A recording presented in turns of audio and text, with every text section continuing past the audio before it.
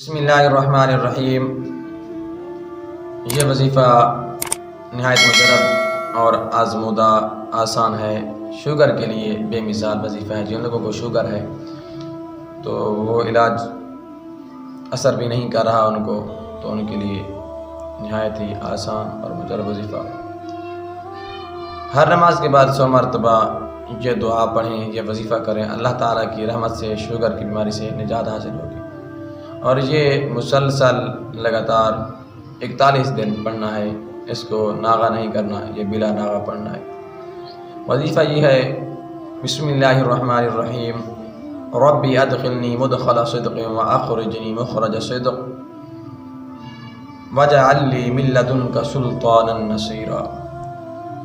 یہ 15ویں پارے کے اندر ہے، تو اس کو آپ کریں گے بلا ناغہ 41 دن، ہر نماز کے بعد 100 مرتبہ۔ انشاءاللہ رب العالمین آپ کو شوگر سے نجات عطا فرمائے گا۔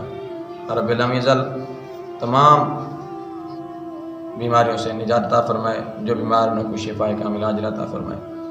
السلام علیکم ورحمۃ اللہ وبرکاتہ۔